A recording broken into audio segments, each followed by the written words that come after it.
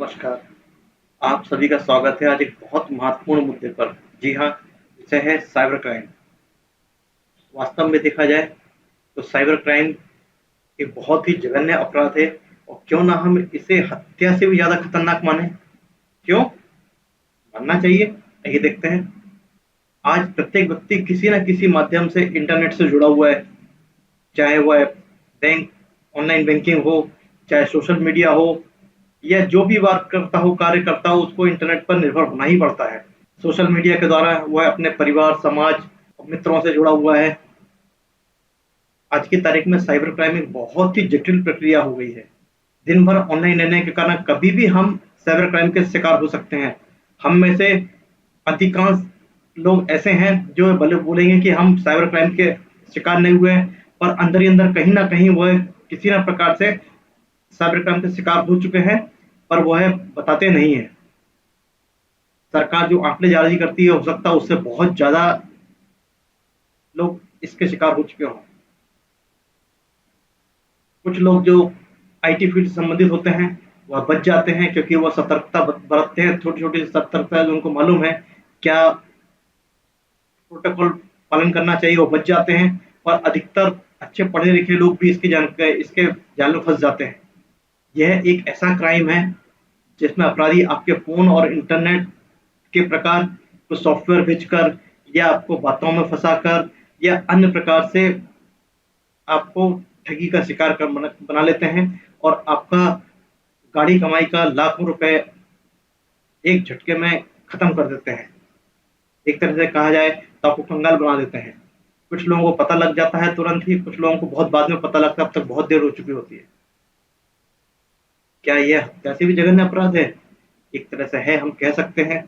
यह हत्या इवन बलात्कार से भी ज़्यादा जघन्य अपराध की श्रेणी में रखा जा सकता है, क्योंकि हत्या में तो सिर्फ एक व्यक्ति की हत्या होती है, जिसकी खून पसीने की कमाई एक झटके में खत्म हो जाए, पूरी तरह से कंगाल हो जाए, वह व्यक्ति नहीं पूरा परिवार मर जाता है, क्योंकि उसके पास उस महीने का हो सकता खाने का पैसा भी नहीं बचा हुआ। साइबर क्राइम क्या होते हैं, किसके प्रकार के होते हैं? यूं तो आप साइबर क्राइम की टर्मिनोलॉजी में जाएंगे तो बहुत प्रकार से उसको डिफाइन किया होता है। हम सिंपल सी भाषा में कुछ शब्दों में समझेंगे तो यह कुछ प्रकार से इसको बांट सकते हैं, इसको बोलते हैं हैकिंग। यह एक ऐसी प्रक्रिया होती है जिसमें एथिकल हैकिंग होती है, एक एथिकल हैकिंग, अनैतिक हैकिंग, फिशिंग आदि। एथिकल हैकिंग में यह होता है कि जैसे मैं यूजर हूँ, मेरी परमिशन से कोई हैकर मेरे सिस्टम में घुसता है और मेरे सिस्टम को ठीक करने की कोशिश करता है। मैं उसे परमिशन देता हूँ, वह एक तरह से वैध होता है। बड़े-बड़े संस्थान, बड़े-बड़े हैकर्स को नौकरी पर रखते हैं या बहुत मोटी तनख्वाह देकर, मोटी रकम देकर उनको हायर करते हैं ताकि वो उनके सिस्टम में जाएँ, उसकी खामियों को पता करें, उसको क्रैक ढूँढने की कोशिश करें, कहीं न कहीं बग ढूँढने की कोशिश करें, उसको ठीक करें। हर कंपनियाँ करोड़ों रुपए खर्च करती है अपने सिस्टम को हैक करवाने के लिए और बाद में उसको ठीक करती है। दूसरा, अनैतिक हैकिंग। यह एक हैकिंग होती है जिसमें आपकी जानकारी के बिना कोई आपके सिस्टम में प्रवेश करता है और सामान्य के आपके जानकारी की चोरी करता है। ये अनैतिक हैकिंग कहलाती है। तीसरा, हैकिंग के अंदर मान सकते हैं फिशिंग। यह एक बहुत सामान्य सी प्रक्रिया है, जिसे व्यक्ति धोखे से आपके सिस्टम में प्रवेश कर जाता है और वो है आपकी गोपनीय जानकारी, खासकर बैंक से संबंधित जानकारी होती है, उसको प्राप्त करता है, जिसमें आपके बैंक के यूजर आईडी होती है, आपके पासवर्ड होते हैं, जिसके द्वारा आपसे वह पैसे की धोखाधड़ी कर सकता है। फिर दूसरा पॉइंट आता है हैकिंग के अलावा साइबर साइबर स्टैकिंग। यह एक ऐसा अपराध है जिसमें हैकर किसी यूजर को किसी भी प्रकार से परेशान करता है, किसी व्यक्ति के पीछे पड़ जाता है, उसे ऑनलाइन परेशान करता है, उससे ज़्यादा बात करने की कोशिश करेगा, इमोशनल उससे वार्तालाप करता है, परेशान करता है, धमकाता है। यह साइबर स्टॉकिंग होती है। प्रोफेशनल ऑनलाइन वार्ता, इसमें जो प्रोफेशनल हैकर होते हैं, वह बातों के बड़े धनी होते हैं। वह इमोशनली किसी व्यक्ति से एक बार फ़ोन पे बात करते हैं और फिर लगातार उनसे बात करते रहते हैं और धीरे-धीरे उनकी जानकारी लेके उनको इमोशनली ब्लैकमेल करते रहते हैं या गलत संदेश भेज के उनको परेशान करते हैं। सोशल मीडिया में फॉलो करना, बहुत सारे लोग होते हैं, किसी एक व्यक्ति को चुनाव करके उसके पीछे एक तरह से पड़ जाते हैं। जैसे हम देखते हैं कि लड़कियों को गाड़ी पे लोग छेड़ते रहते हैं, उसी प्रकार से नेट पे किसी व्यक्ति को पकड़ लिया जाता है, किसी लड़की को खासकर, या व्यक्ति भी हो सकता है जिसके पास पैसा हो, उसको हैक किया जाता है, उसको सोशल मीडिया फॉलो किया जाता है, उसकी निजी जानकारी जहाँ भी वो एंटर करता है कोशिश करी जाती है, निकालने की कोशिश की जाती है। एक तरह से ये उसको सोशल मीडिया में फॉलो करना है, उसका अनुकरण है। ऑनलाइन चीट धमकी, यह भी एक प्रकार है। आपने सोशल मीडिया का उपयोग कर रहे हैं, आपने कोई कमेंट कर दिया किसी चीज के बारे में, या आपको परेशान करने के उद्देश्य से कोई आपके पीछे पड़ जाए और आपको बार बार कोई वॉइस मैसेज भेजे, आपको ईमेल भेजे, एसएमएस भेज के आपको परेशान करता रहे, यह वॉइस मैसेज के द्वारा धमकी होती है। फिर हैकिंग का एक अगला पार्ट आता है पहचान चुरा लेना, थेफ्ट ऑफ आइडेंटिटी। यह भी एक बहुत बड़ी चोरी है, सबसे ज्यादा लोग इसी के शिकार होते हैं।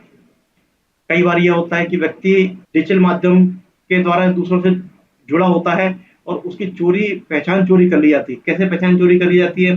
उसकी ईमेल आईडी यूज करी जा सकती है, उसका सोशल मीडिया का अकाउंट किया जा सकता है, उसके नाम से दूसरा सोशल अकाउंट बना दिया जाता है, उसके बैंक के खाते और इस तरह से उसकी जानकारी निकाल ली जाती है। इसका उद्देश्य होता है व्यक्ति को या तो परेशान करना या वित्तीय धोखाधड़ी, एक तरह से थेफ्ट ऑफ आइडेंटिटी। मेरा अगर किसी ने कुछ एक दूसरा अकाउंट को हैक कर लिया और दूसरा बना दिया, मैं सोशल मीडिया पर अच्छी अच्छी पोस्ट डालता हूँ, मोटिवेशनल डालता हूँ, पता लगा मेरे नाम के हैक करके उसके अंदर गंदी गंदी पिक्चरें डाली जाती है, हो सकता है इलीगल जानकारी डाली गई जो कि मैं नहीं डालता हूँ, तो एक तरह से मेरी पहचान चुरा के उसका मिसयूज करना है। बहुत सारा होता है, खासकर ऐसा लड़कियों के साथ होता है, उनकी फेक आईडी बना के गलत गलत प्रचार किए जाते हैं। हालांकि कभी कभी पुलिस पकड़ भी लेती है। इसका बचने का तरीका ये है कि जब भी आपके ईमेल और एसएमएस में कोई मैसेज आए, आप तुरंत पढ़िए, क्योंकि जब भी कोई आपके सिस्टम में प्रवेश करता है तुरंत आपके पास में एक एसएमएस आता है। साइबर स्पाइकिंग, यह भी एक बहुत बड़ा गंभीर अपराध है। इसमें क्या होता है कि बड़े बड़े होटलों में, शॉपिंग मॉल्स में, दुकानों में, छोटी छोटी दुकानों में भी कुछ कैमरे लगे होते हैं। महिलाएं जब अंदर बाथरूम में जाती हैं तो उनकी न्यूड फोटोज और वीडियोस को चुरा लिया जाता है, कैमरे में कैद कर लिया जाता है और फिर बाद में उनको ब्लैकमेल किया जाता है या दूसरी इलीगल साइट्स को भेज दिया जाता है। ऐसा बहुत सारा होता है। बहुत अक्सर देश के हर कोने से कई होटल, कई दुकानें पकड़ाती हैं जिसमें इस तरह के सिस्टम लगे हुए होते हैं। महिलाएं खासकर की शिकार होती हैं, वह जाती हैं कपड़े चेंज करने के लिए, ट्रायल रूम में जाती हैं और वहां पर उनके वीडियो बना लिए जाते हैं। एक अगला प्रकार आता है साइबर बुलिंग। साइबर बुलिंग में व्यक्ति को परेशान किया जाता है, इस तरह से किया जाता है कि उसको ऑनलाइन के माध्यम से ट्रोल किया जाता है, धमकाया जाता है, उनको सार्वजनिक रूप से बदनाम किया जाता है, सोशल मीडिया में छिड़खानी की जाती है, उनके पोस्ट पर गलत प्रकार की टिप्पणियां की जाती है, आपत्तिजनक संदेश दिए जाते हैं, वायरलेस नेटवर्क पर फॉलो किया जाता है उनको। ऑनलाइन धमकी, हैकर यूजर को ऑनलाइन माध्यम से धमकाता है, धमकी देते हैं और कई प्रकार से हानि पहुंचाने की धमकी देते रहते हैं। फर्जी सोशल मीडिया अकाउंट, जैसा ऊपर बता चुके हैं, ये भी बुलिंग का भी एक पार्ट है। इसमें उनके सोशल मीडिया की प्रोफाइल दूसरी बना दी जाती है और फिर उनसे पैसे की ठगी की जाती है। एक होता है अपराध कॉपीराइट अपराध। जैसा हम जानते हैं नेट में कि सबका अपना अपना कॉपीराइट होता है। किसी यूजर की अनुमति के बिना उसके वीडियो, सॉन्ग्स के एप्स जो उसने परचेज करे हैं, सॉफ्टवेयर उसने परचेज किए हैं, उसको चोरी किया जाता है, उसका इस्तेमाल किया जाता है। कई बार उसी को दूसरे को भेज दिया जाता है, सामने वाले को पता ही नहीं होता है कि मेरे साथ में चोरी हो चुकी है, बहुत बाद में पता लगती है, जब तक बहुत देर हो चुकी होती है। तो एक तरह से कॉपीराइट अपराध हुआ होता है। कई बार उसकी आइडेंटिटी चुरा के उसके नाम से कुछ इलीगल चीज, कॉपीराइटेड चीज चोरी कर ली जाती है और नोटिस उसके पास पहुंच जाता है। तो इस पर भी आपको सतर्क होना पड़ता है बहुत ज्यादा। यह भी एक कॉपीराइट अपराध है। मेलवायर सॉफ्टवेयर, ये बहुत नई चीज नहीं है, सभी जानते हैं। सरकार और सोशल मीडिया पे सभी संस्थानों द्वारा बोला जाता है कि आप कोई भी अनवांटेड लिंक को कॉपी नहीं करें, उसको खोलें नहीं। सबसे ज्यादा लोग इसी के द्वारा फंसते हैं। जैसे ही उनके पास कोई सोशल मीडिया पर लिंक आता है, कि यह चीज़ इतना सस्ते में मिल रही है, इधर डालिए, इस पे क्लिक कीजिए, उस पे क्लिक कीजिए। कहीं से संदेश आता है, लोग भेज देते हैं जानकारी, बिना जानकारी होने पे अपने खास लोगों को ही भेज दिया जाता है। लोगों ने क्लिक किया और स्कैम में फंस जाते हैं।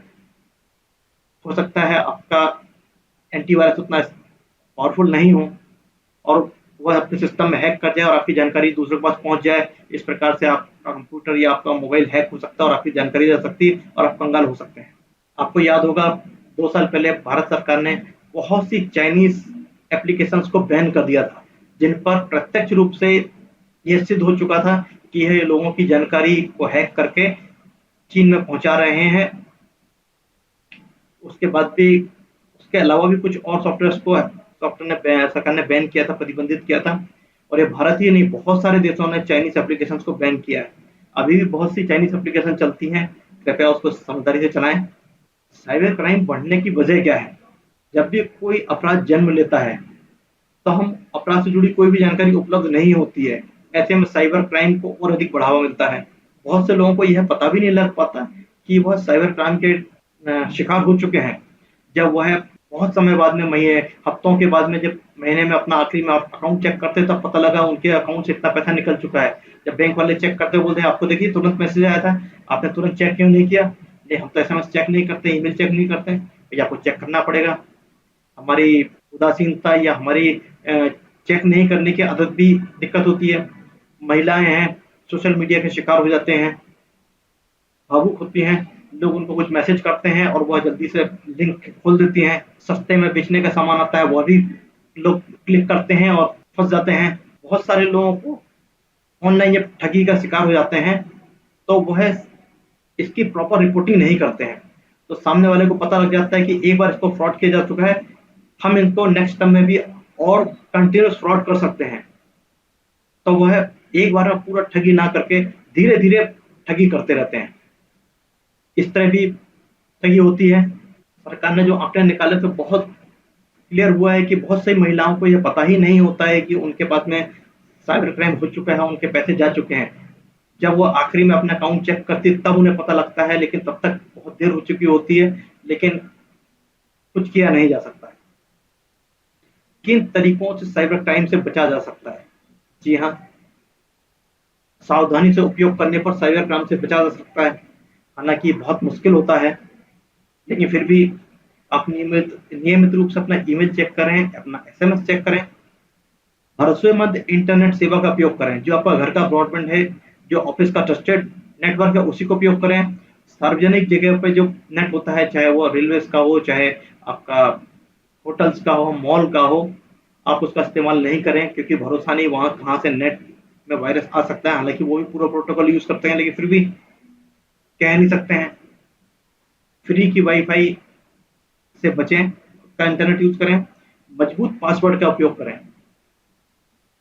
बैंक और सभी संस्थान आपको बोलते हैं कि ज़्यादा से ज़्यादा आप सिक्योरिटी करें। अपने हर एप्लीकेशंस का, हर ऐप्स का, हर सॉफ्टवेयर का आपका पासवर्ड बना के रखें। पासवर्ड भी हर 2-3 महीने में चेंज करते रहें। पासवर्ड में भी lower case, upper case, special characters और डिजिट्स का मिलाकर कॉम्बिनेशन उपयोग करें और कम से कम 10 से 12 से ज़्यादा अंकों का पासवर्ड बनाएं। पासवर्ड को चेंज करते रहें। अपनी यूजर आईडी और पासवर्ड को लिख के जरूर रखें, क्योंकि आपका मोबाइल रिसेट हो सकता है, आपका मोबाइल खराब हो सकता है, आपका लैपटॉप फॉर्मेट हो सकता है। ऐसे में आपके पास जानकारी नहीं रहेगी, फिर रिसेट करने में बहुत दिक्कत आती है। कॉपी में आपके पास कहीं सुरक्षित लगे होने से आप उसको इस्तेमाल कर सकते हैं। आपके सॉफ्टवेयर को अपडेट करें। हमेशा मोबाइल की कंपनियां, कंप्यूटर के सॉफ्टवेयर होते हैं, समय समय पर अपडेट निकालते हैं। वो अपडेट इसलिए निकालते हैं कि कुछ समय के बाद में उस सॉफ्टवेयर में, उन एप्लीकेशंस में कुछ बग्स डेवलप होने लगते हैं, या नए नए जो सॉफ्टवेयर होते हैं वो उन खामियों की वजह से आपके मोबाइल में या कंप्यूटर में घुस जाते हैं और आपका सिस्टम को हैक कर लेते हैं। उनको अपडेट करने के लिए वह कंपनी अपडेट्स देती है। लेकिन अपडेट से आपके सिस्टम स्लो हो जाते हैं, वो एक अलग बात है। लेकिन जो अपडेट्स कंपनी ने दिए हैं उनको आपको अपडेट करना ही पड़ेगा। अगर आप अपडेट नहीं करेंगे तो चांसेस हैं कि आपके सिस्टम में वायरस आएगा आएगा। जैसे विंडोज 7 को कंपनी ने बंद कर दिया, ऑफिशियली रिलीज कर दिया कि 2017 के बाद में उसका कोई भी अपडेट नहीं आएगा। यूज़ करने को लोग अभी भी विंडोज़ 7 चला रहे हैं, लेकिन ऑफ़िशियली उसका कोई अपडेट नहीं है। इस तरह बहुत सारे सॉफ्टवेयर होते हैं, विंडोज़ 10 अभी हम चला रहे हैं या लाइनक्स चला रहे हैं, उसका जो भी समय-समय पे अपडेट निकलता है, हमें उसको अपडेट करना चाहिए। सोशल मीडिया को लॉक करें, सोशल मीडिया मीडिया में जो अपना पेज होता है उसको पब्लिक व्यू में रख के आप लॉक रखें, कोशिश करें, क्योंकि अगर वो ओपन होगा तो अधिकतर हैकर्स आपके सोशल मीडिया से ही आपके पास आते हैं। अपनी निजी जानकारी को गुप्त रखें। निजी जानकारी मतलब आपका जो सोशल मीडिया अकाउंट है उसमें आपका डेट ऑफ बर्थ, आपका ईमेल और मोबाइल, क्योंकि अधिकतर जो बैंक फ्रॉड होते हैं वो 4 तरीके से होते हैं: mobile, email ID, date of birth और पूरा नाम। ये होने से वो हैकिंग करते हैं। तो आप कम से कम 2 चीज़ डालिए और 2 चीज़ अपनी गुप्त रखिए उसमें। फ़ोटोज़ भी अपनी पासपोर्ट ही डालिए, कोशिश कीजिए ज़्यादा बड़ी फ़ोटो अच्छी क्वालिटी की नहीं डालें। सबसे बड़ी बात, अनजान लिंक को कभी भी ना उठाएँ, खोलें, क्योंकि आपके सोशल मीडिया से जो भी लिंक आता है, हम उत्सुकतावश उसको खोल तो देते हैं, लेकिन वो कब किसी खतरे के रूप में हमारे पास वापस आएगा कह नहीं सकते हैं। तो किसी भी लिंक को ना खोलें। ये उसी प्रकार है जिस प्रकार 2014 से मोदी जी के आने से पहले हर त्योहारों पर लिखा जाता था कि अनजान वस्तुओं को ना छुएं, उनमें बम हो सकता है। 2014 के बाद में हमने सुनना बंद हो गया, लेकिन सॉफ्टवेयर के मामले में अभी भी ये सावधानी चालू है कि कृपया do not open any unknown link, not even click. अनजान कॉल उठाए नहीं। अगर कोई आपको फ़ोन कर रहा है तो आप फ़ोन मत उठाइए। अब ज़रूरत पड़ा भी तो 5 से 10 सेकंड सफिशिएंट होते हैं पहचानने के लिए कि वह आपको किस लिए फ़ोन कर रहा है, आपका पहचान का है या नहीं। या आपको लगता है 5-10 सेकंड के बाद भी आप समझ नहीं पाए तो आप फ़ोन काट उनको मैसेज कीजिए, सर व्हाट्सएप कर दीजिए, मैं बिज़ी हूँ। वो व्हाट्सएप पे जानकारी कर देगा, आप संतुष्ट हैं, दोबारा फ़ोन कर लीजिए। ज़्यादा फ़ोन करने से निश्चित तौर पे आप उनके चंगुल में फँस जाएँगे। आप कितने भी पढ़े लिखे हों, लेकिन वह ठगी करने के लिए अगर बैठे हैं, तो उनको मालूम है कि किस व्यक्ति को किस प्रकार से हमको मोटिवेट करना है, किसको किस प्रकार से इमोशनली हमको ब्लैकमेल करना है, और आप धीरे से उनकी बातों में फँस ही जाएँगे। अधिकतर उसमें लड़कियाँ शामिल होती हैं इस ग्रुप में। साइबर क्राइम के आपके पास हो चुका है तो आपको क्या करना चाहिए? देखिए, साइबर क्राइम कभी भी किसी के साथ भी हो सकता है, ज़रूरी नहीं कि कम पढ़े लिखे व्यक्ति के साथ भी हो। आपको सतर्क होने की ज़रूरत है, घबराएँ नहीं। आपके आस-पास में जो भी आपका पहचान का सबसे बड़ा है उसको खबर करें। अगर वह नहीं है तो आप तुरंत पुलिस थाने में जाइए, रिपोर्ट लिखवाइए। इसी बीच पुलिस थाने में जाने से पहले अपना बैंक का आपका एटीएम या आपका एटीएम कार्ड जो है आपका, और आपका डेबिट कार्ड और क्रेडिट कार्ड के कस्टमर केयर का नंबर तुरंत पता करके तुरंत अपने अकाउंट को लॉक करवाइए।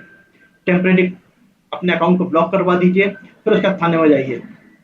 कस्टमर केयर किसी भी कंपनी, किसी के भी बैंक के हों, जैसे ही आपका फ़ोन जाता है 2-3 जानकारी लेने के बाद तुरंत आपके फ़ोन को आपकी रिक्वेस्ट पर वो ब्लॉक कर देते हैं, होल्ड पर लगा देते हैं। फिर आपका पैसा पूरी कार्रवाई के बिना नहीं निकलेगा। तो जितना पैसा निकल चुका है वो अलग बात है, वह तो बाद में मिलेगा या नहीं मिलेगा अलग बात है, लेकिन कम से कम तुरंत उसके बाद से आपका दूसरा पैसा नहीं निकलेगा।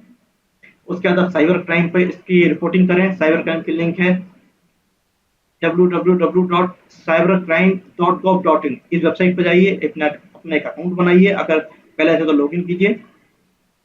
आपसे आपका ईमेल और मोबाइल के द्वारा वेरिफिकेशन पूछा जाएगा। उसके बाद में आपको सारी जानकारी देनी पड़ेगी, आपको स्क्रीनशॉट देने पड़ेंगे, आपको समय सेकंड का भी समय देना पड़ेगा, कहाँ हुआ, क्या हुआ, किस प्रकार की जानकारी हुई। पूरी जानकारी देने के बाद में आपका ईमेल आएगा, आपका केस रजिस्टर्ड कर लिया है। वह एक लंबी प्रक्रिया है। साइबर क्राइम में आप अपने घर से ही कर सकते हैं। ऊपर में जो लिंक बताया उस पर क्लिक करके। साइबर अपराध अधिनियम क्या है? भारतीय संविधान के अनुसार साइबर अधिनियम 2000 और इसके संशोधनों द्वारा साइबर अपराधियों को नियंत्रित करने हेतु अनेक प्रावधान दिए गए हैं। धारा 43, इस धारा के तहत एक पुलिस अधिकारी या उच्च अधिकारी जिसको कि सफिशिएंट राइट्स मिले हुए हैं, अधिकार मिले हुए हैं, वह एक जांच आयोग बैठा सकता है। धारा 66, इस धारा के तहत निजी और अनुधारित जांचाधीन व्यक्ति के द्वारा किए गए साइबर अपराधों के लिए कानूनी सजा का प्रावधान किया गया है। धारा 67 इस धारा के तहत व्यक्ति द्वारा साइबर अपराध के द्वारा गंदे, अश्लील या अनुचित अनैतिक सामग्री का प्रसारण पर सजा कानूनी कार्रवाई का प्रावधान है। धारा 72 इस धारा के तहत केवल आदान प्रदान कर्मचारी के रूप में नियुक्ति किए जाने वाले व्यक्ति को किसी आईटी संबंधित निजी क्षेत्र या सरकारी उपक्रम के साइबर सुरक्षा आदान प्रमाण पत्र का उपयोग करके उसके द्वारा उद्योग और व्यापार के लिए विज्ञापन करने के लिए विशेष प्रदान किए जाते हैं। यह साइबर क्राइम का एक सेपरेट चैप्टर है संविधान के द्वारा। रिजर्व बैंक की गाइडलाइन, भारतीय रिजर्व बैंक ने एक गाइडलाइन दी है कि अगर आप फ्रॉड के शिकार हुए हैं तो 90 दिनों के अंदर तक आप बैंक में अपने साथ हुई घटना की जानकारी दे सकते हैं। फ्रॉड कैसे हुआ उसकी जानकारी दें। अगर आपकी लापरवाही से पैसे नहीं कटे हैं तो बैंक आपको पूरा पैसा वापस करने के लिए बाध्य होगा। और अगर आपने खुद ओटीपी दिया है तो फिर कितना पैसा वापस मिलेगा इसकी कोई गारंटी नहीं है। बैंक को सूचना देने के बाद भी अगर फ्रॉड होता है तो फिर आपके पैसे पूरे वापस होंगे। यह रिजर्व बैंक ने गाइडलाइन जारी कर दी है। हैकिंग में सजा का प्रावधान, आईटी संशोधन एक्ट 2008 की धारा 43 ए, धारा 66 आईपीसी की धारा 379 और 406 के अंतर्गत अपराध सिद्ध होने पर 3 वर्ष की कैद या 5 लाख रुपए तक का जुर्माना किया जा सकता है। आइए एक अलग से को बताते हैं कि भारत में अधिकतर साइबर क्राइम कहाँ होते हैं। वैसे तो बड़े-बड़े शहरों में, लगभग हर बड़े शहर में साइबर क्राइम होते हैं, पर नेट पर उपलब्ध जानकारी के अनुसार झारखंड का जामताड़ा एक जगह है जहां सबसे ज्यादा साइबर क्राइम होते हैं। इसे फिशिंग कैपिटल ऑफ इंडिया कहा जाता है। यह जानकारी कई न्यूज़पेपरों में दी हुई है, लिंक पे मैंने डाल दिया है इसका। सीधे सीधे तौर पर किसी को भी साइबर अपराधी नहीं कहा जा सकता, कोई भी कर सकता है। किंतु साइबर अपराध करने वाले कौन होते हैं? क्या हम आप साइबर क्राइम कर सकते हैं? क्यों नहीं कर सकते हैं? उसके लिए कुछ क्वालिफिकेशन चाहिए होती हैं। जरूरी नहीं कि वो बीएससी किया हो, बीटेक किया हो। इसके लिए प्रोग्रामिंग की नॉलेज थोड़ी सी होनी चाहिए। ऑनलाइन फ्रॉड करता है, साइबर क्राइम करता है, उसको यह भी पता होता है कि साइबर क्राइम कर तो रहा हूँ तो उसके लिए बचना भी कितना मुश्किल होता है, उसके लिए मुझे जानकारी होनी चाहिए। तो सामान्यतः जो लोग आईटी सेक्टर के छात्र होते हैं वह यह अपराध ज़्यादा करते हैं। आईटी में भी जो कंप्यूटर के साइंस के छात्र होते हैं, क्योंकि सामान्यतः का जो नियम के अनुसार जो अच्छे प्रोग्राम्स होते हैं वो 16 से लेकर 22 साल तक के बीच के होते हैं, 14 से 22-23 साल तक के। और सामान्यतः 23-24 साल के बाद में कोई प्रोग्रामिंग इतने अच्छे से सीख नहीं सकता है। सीख तो सकता है लेकिन उतना अच्छा नहीं सीख सकता है। हो सकता है कोई 50 साल की उम्र में, 60 साल की उम्र में सीख सकता है, लेकिन सामान्यतः जो अधिकतर बच्चे होते हैं वह 14-15 से लेकर 22-23 साल तक के बीच में सीखते हैं प्रोग्रामिंग। कंप्यूटर की बात नहीं कर रहा हूँ, प्रोग्रामिंग फील्ड जो बात कर रहा हूँ। हैकिंग करने के लिए प्रोग्रामिंग का नॉलेज बहुत जरूरी होता है। कंप्यूटर का हर व्यक्ति उसको नहीं कर पाता है। जो आईटी फील्ड के लोग होते हैं और कम उम्र में सीखे होते हैं वही सीख कर सकते हैं। यूँ तो मेरे जैसा आदमी भी आज 50 साल की उम्र में पिछले 6 महीने से HTML सीखने की कोशिश कर रहा हूँ, लेकिन HTML और CSS का कॉन्सेप्ट उतना क्लियर नहीं हो पाता है क्योंकि उतना टाइम नहीं दे पाते हैं। लेकिन वही एक 6-7 क्लास का बच्चा HTML सीखने बैठेगा तो 6 महीने के अंदर, क्या महीने भर के अंदर बहुत अच्छे से सीख जाएगा। साइबर क्राइम से बचाव क्या है? सतर्कता ही साइबर क्राइम से बचाव है। साइबर क्राइम से बचना अगर बहुत आसान नहीं तो बहुत कठिन भी नहीं है। आपकी छोटी सी सतर्कता आपको साइबर क्राइम से बचा सकती है। सतर्क रहें, सतर्क रहें, सतर्क रहें। अच्छा एंटीवायरस का प्रयोग करें। जो भी ईमेल और एसएमएस आपके कंप्यूटर मोबाइल में आए तुरंत उसमें रीड कीजिए। कुछ भी गलत लगे तुरंत अपने अकाउंट को ब्लॉक करवाइए और आप बचे रह सकते हैं। हम साइबर क्राइम में फांसी की सजा के पक्षधर क्यों हैं? जैसा हम ऊपर देख चुके हैं, साइबर क्राइम बहुत तरीके से होते हैं। इसमें प्रत्यक्ष रूप से पैसे की ठगी भी होती है, लूटपाट का मामला होता है, अलग से परेशान करना भी, छेड़ना भी होता है। साइबर क्राइम में फांसी तब होनी चाहिए जब व्यक्ति ने प्रत्यक्ष रूप से पैसे का गबन किया हो, प्रत्यक्ष या अप्रत्यक्ष रूप से सामने वाले के पैसे ठगे गए हों, पैसा भी अच्छे खासे ठगे हों, जिसके पास करोड़ों रुपए है उसके लिए 10-20 लाख रुपए की ठगी कोई मायने नहीं रखती है। लेकिन एक आम व्यक्ति, लोअर मिडिल क्लास का व्यक्ति, मजदूर वर्ग का व्यक्ति, अगर उसके लिए 10-20 हजार, 50 हजार, 1 लाख, 2 लाख, 5 लाख, 10 लाख भी बहुत होते हैं।